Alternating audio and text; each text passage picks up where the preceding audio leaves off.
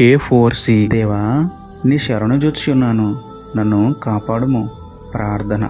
ప్రేమమయుడ, కృపామయుడ, మా ప్రియ పరలోకపు తండ్రి, శక్తిగల మీ నామమునకు స్తోత్రములు దేవా.